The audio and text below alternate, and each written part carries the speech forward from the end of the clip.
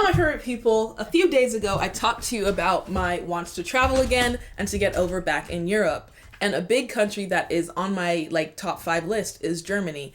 And so we talked about, or we reacted to things that as an American or just person in general traveling to Germany, you should never do. And I studied that, I listened to that, I took note.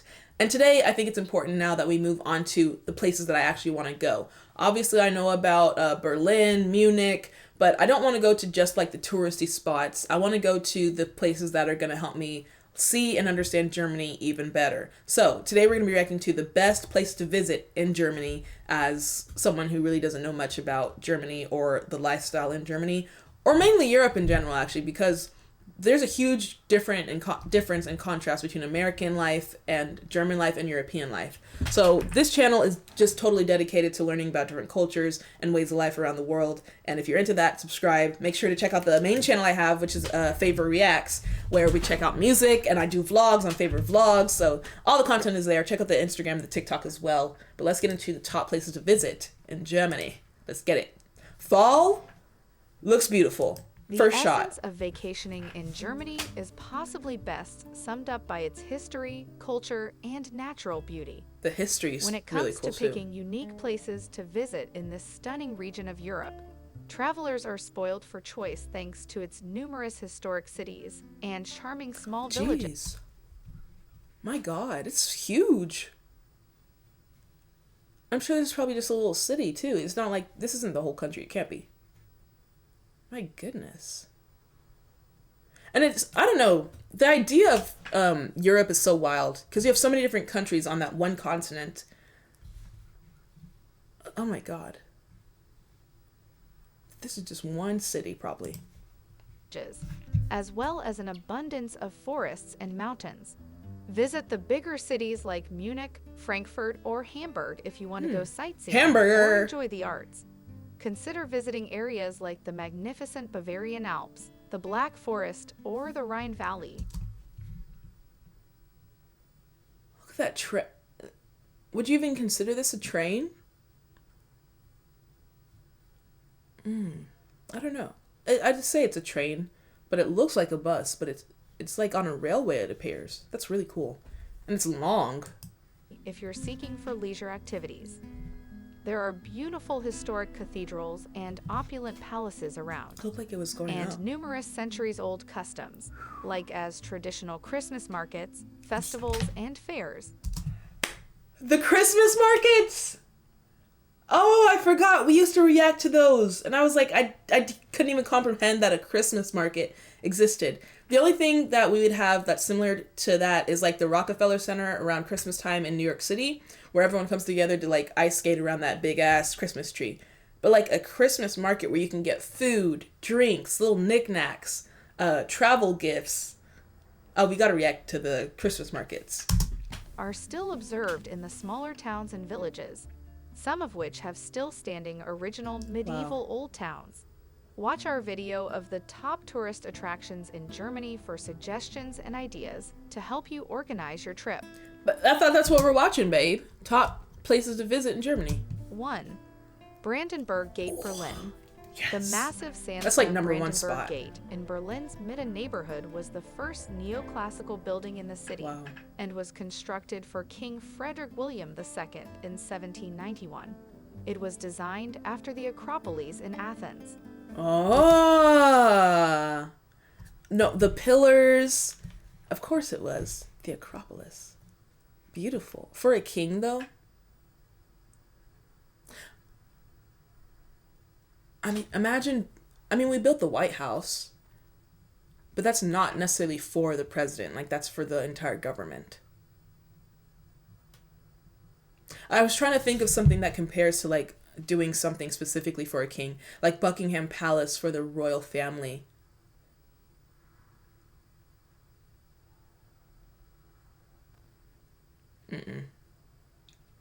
I don't know. I've never had a monarch rule over me, so I don't really get the hype.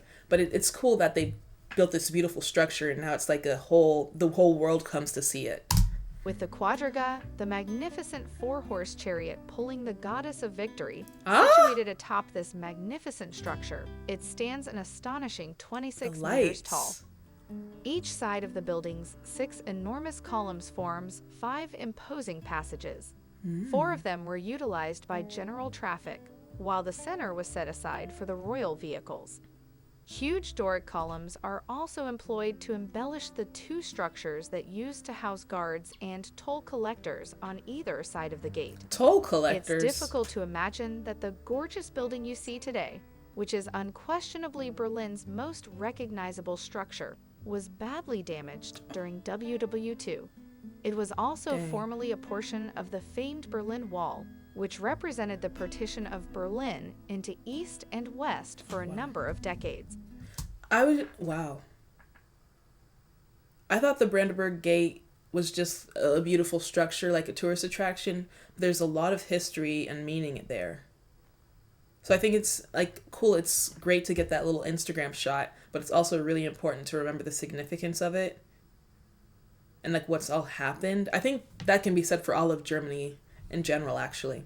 Like, it's cool. I want to travel there, eat the food, experience the culture. But I think y'all see my light flickering? Yeah, I think it's important to also pay respects to the history. We had a 6-hour layover in Rome, which was just enough time to tour the ruins. 2. Cologne Cathedral. Oh my god.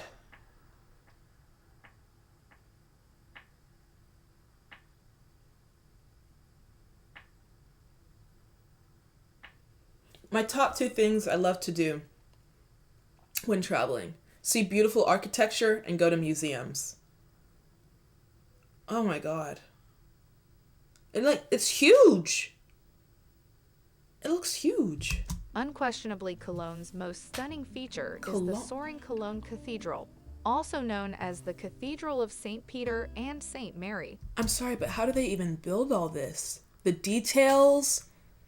Like, what tools were they using back in the day that they would be able to construct all... These are so intricate. My god. Like, I'm sure the stone and the brick you can just lay on top of each other. But I'm talking about, like, the triangular shapes, the crosses made out of, like... clovers, it appears, whatever these little spiky details are. You know, in New York City, you only add the spikes to get rid of the birds from pooping on people. But I'm sure this was here just for like the Germans did it for a beautiful aspect. Forget the pigeons. This freaking place is gorgeous. My god. Imagine going to a church service here. Like, holy as ever. St. Peter and St. Mary, which is situated on the banks of the Rhine. This cathedral, one of the biggest in all of Europe, is a marvel of high Gothic design.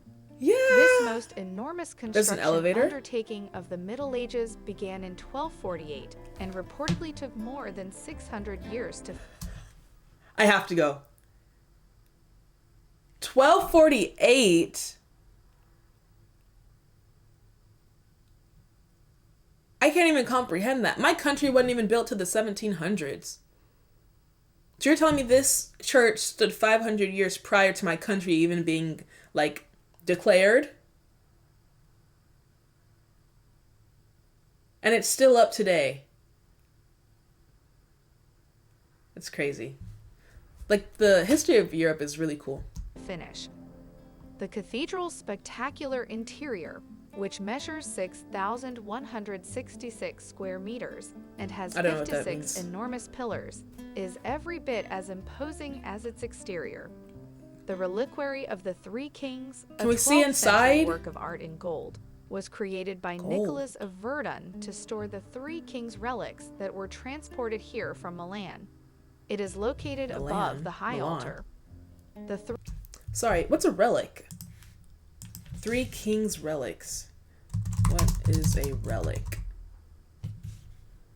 Is it like a religious piece of... an object surviving from an earlier time? Okay. Interesting. Three Kings chapels, stained glass from the 12th and 13th centuries, as well as the treasury's collection of priceless items, all of which survived World War II, almost undamaged, are further highlights. Nice. Climb the 533 steps to the viewing platform in the South Tower for some of the best views of the city and river. There is a nominal admission fee. 3. Wait, you have to pay to go to church? So it's not really a tourist... I mean, it is, but it's also not. I've never had to pay to go to church, though. I feel like that's a bit ridiculous. Anyway, we got the Black Forest, which I will not be because I'm afraid of animals and bugs and getting kidnapped. Black Forest. One of the most popular highland areas in all of Europe. The Highlands! Is the stunning Black Forest, which is known for its dark, heavily forested hills. It's a hiker's paradise, stretching 160 kilometers from Pforzheim in the north to Wildschut on the High Rhine in the south. What animals do y'all have? Like, if I were in the forest here, I'd be afraid of bears, snakes, scorpions, coyotes, things like that. What animals do y'all have? Southwest corner of Germany. The Black Forest slopes more gently to the upper Neckar and Danube valleys on the east side while descending steeply to the Rhine on the west. The way that they had to, build this city because of the forest is odd. It's not very, I don't know, structured. Like, the plot lines are odd. Like, the streets curve. And the buildings, they're jagged, kind of. It's an interesting layout. Anyway. New valleys on the east side while descending steeply to the Rhine on the west. Popular locations include the charming resort of Bad Liebenzell, the excellent spa facilities of Baden-Baden, and the oldest ski area in Germany, Tachnow. I feel like it takes a long time to get places. Among other sites is the magnificent Black Forest Railway.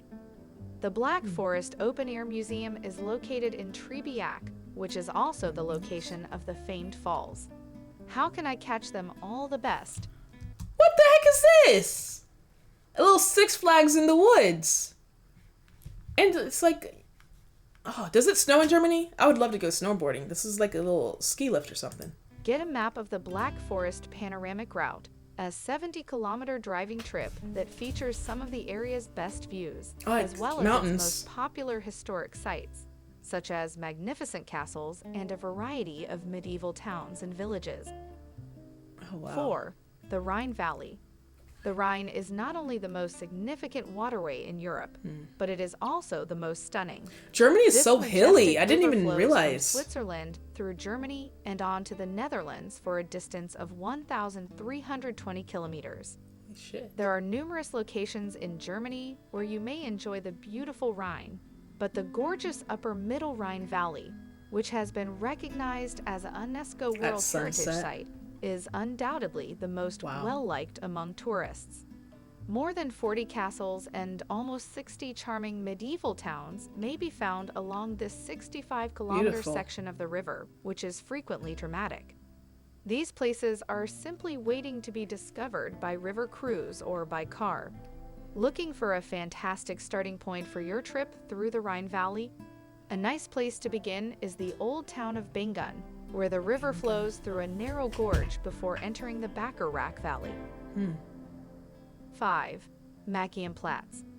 This tourist landmark, which is conveniently located in Altstadt's Old Town, is one of the greatest spots to begin your tour of Munich. The illustrious Henry... So Munich is... So, obviously, comparing it to U.S. terms, Munich would be the state and Altridge would be the city. Because I thought I don't know, that confused me a bit. Begin your tour of Munich. The illustrious Henry the Lion founded it in the 12th century so that it could be used for battles, celebrations, and medieval marketplaces. The square is still a well-liked gathering place for locals and tourists today. Since 1158, it has served as the principal square and has been widely acknowledged as the city's center. Nice. Due to its close proximity to the city, it serves as a hub for access to all the top tourist attractions. Munich. Marienplatz, a sizable plaza where traders from all over Bavaria would gather to conduct business. It looks like New York City with all the amount of people that are passing through. Jeez. And also I've noticed, there are designated areas just for walking. I can't imagine a car trying to drive through this. It just seems like a healthier lifestyle, though everyone's dressed like it's very cold outside. So that would be a downfall. But to be able to walk, like it's not even an option where I live. Be able to walk by these beautiful buildings, to just, you know, go for a 20-minute walk and get to the grocery store or wherever I need to be while also exercising. Sounds like a dream, honestly. And where locals would gather to shop and witness medieval jousting competitions. Jousting? Served as the focal point of this elevation. These days, this large plaza continues to draw large crowds of people, but for various reasons, they come here for sightseeing or perhaps to enjoy a meal at one of the stylish cafes and restaurants. There's a subway station, too.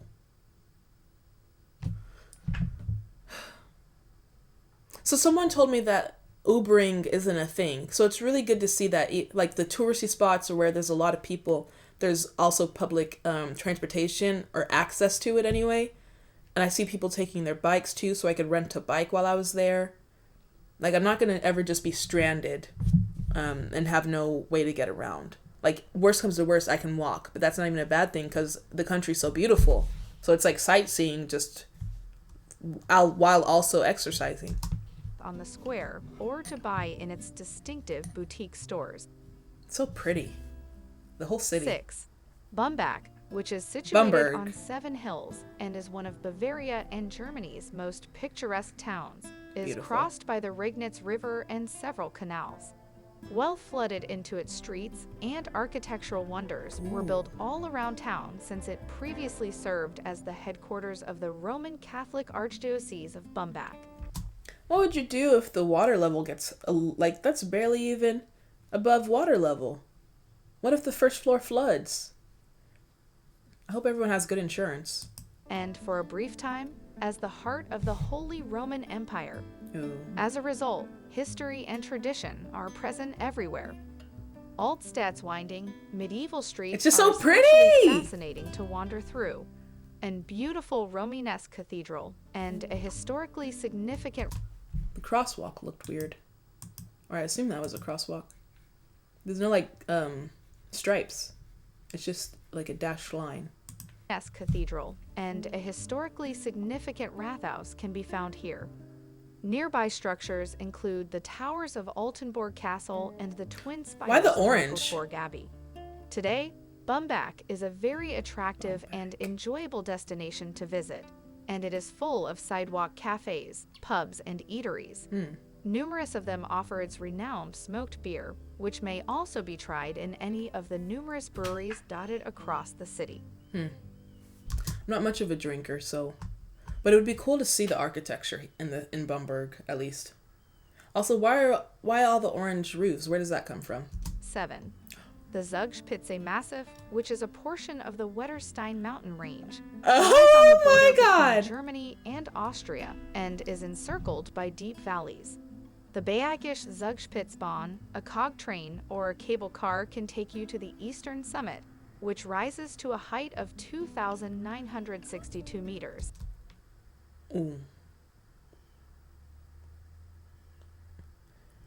I don't know about that. Oh my. That's kind of scary.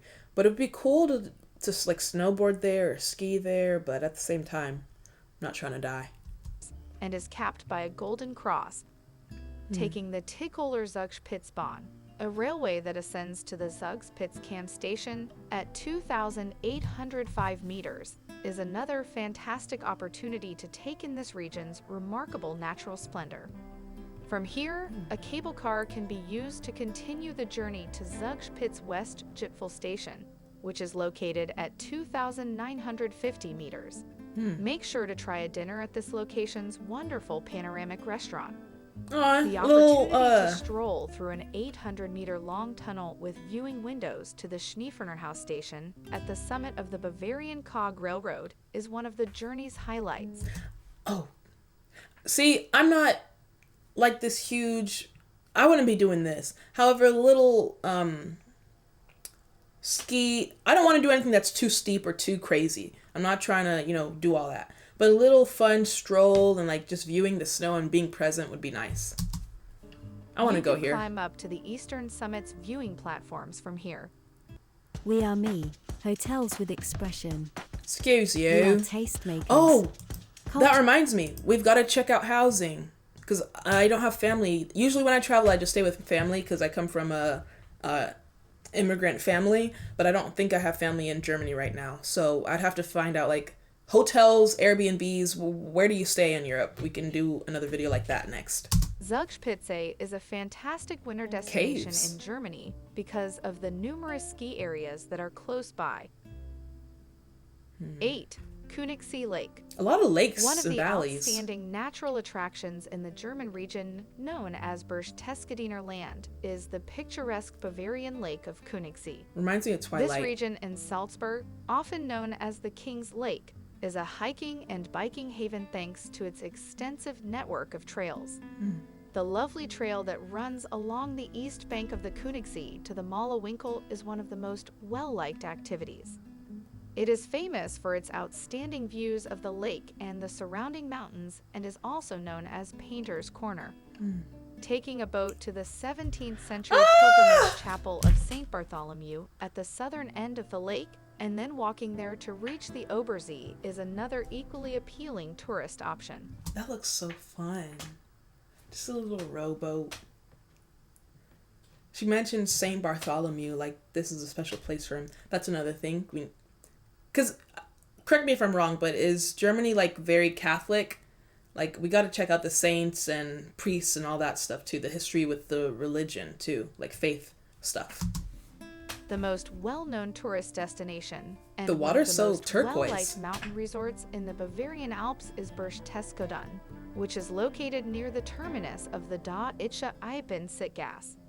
Berchtesgaden National Park should also be mentioned here. Since 1990, this area of exceptional natural beauty has been recognized by UNESCO as a World Heritage Site. Who's 9. UNESCO? Gothenburg. One of the most alluring destinations along Germany's well-known romantic cobblestone circuit is the old Francomian imperial city of Gothenburg. Gothenburg. It is noteworthy for its walls and towers, which have remained unaltered since the 30 Years' War of 1618. And is situated on the rocky banks of the scenic river Tauber.